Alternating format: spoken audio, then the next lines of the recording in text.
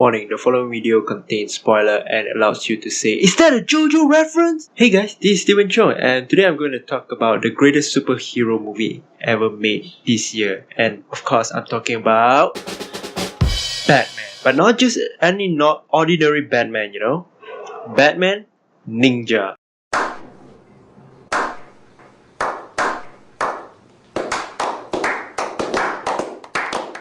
Look, I really like the fact that Warner Brothers actually hired a producer of the famous anime called JoJo Bizarre Adventure, Junpei Mizusaki, to direct such a wonderful movie that is a new addition to the Batman animated movies.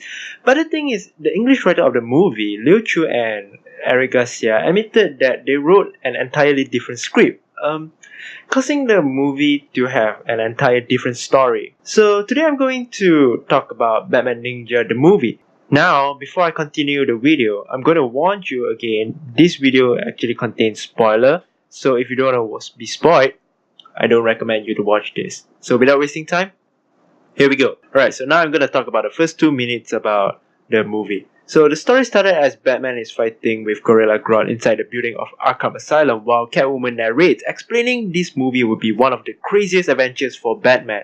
So as Batman was thrown out the window, Grodd's machine went malfunction, affecting the whole area of Arkham Asylum, and just moments later, when Batman opens his eyes, he realized himself in the Middle Ages of Japan.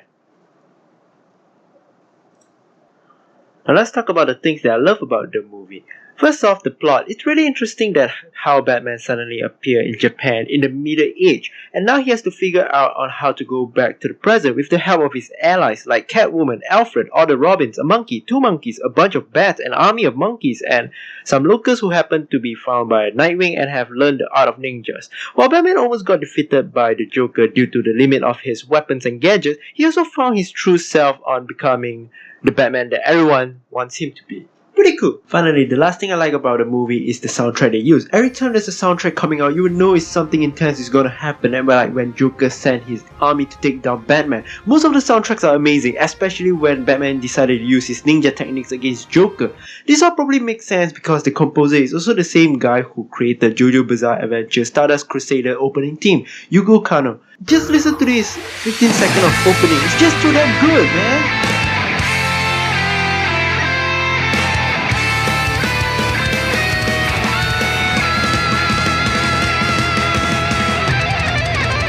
So now I'm going to talk about the things that I don't like about this movie. First things first, a wise old man once said, subs before dubs.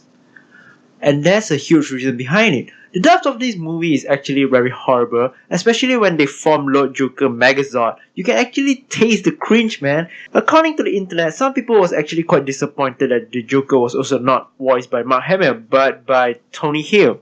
So it's quite a big disappointment because Mark Hamill is actually very good in voice Joker, and he has been doing it I think since Batman animated series. Next thing I hate about the movie is the ending. In the ending, Batman caught all the villains and bringing them back to the present with his samurai armor still intact. But based on that logic, wouldn't bringing things from the past change the future? I mean, Catwoman saw the vase where Gorilla Grodd used it as a dustbin, so that means the past has been affected, right? Wouldn't that affect Japan's history where they might have a record about a man dressed as a bat? So it's very confusing, and I don't really like it. Finally, the last thing I hate about the movie is their randomness. The whole movie is too confusing. At a point, it's too hard for you to catch up. First, there's time traveling. Fine, I get that, okay? And then there's mechas versus sumo wrestler. You get futuristic tech versus traditional fighting. I'm like, yeah, that's pretty cool.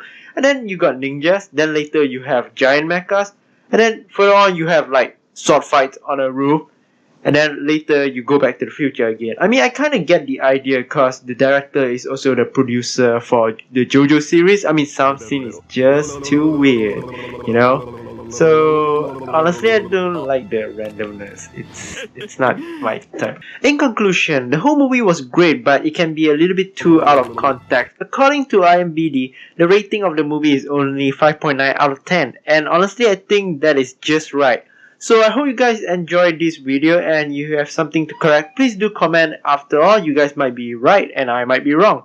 But if you want more content like this, please subscribe to me and share it with your friends. So, yep.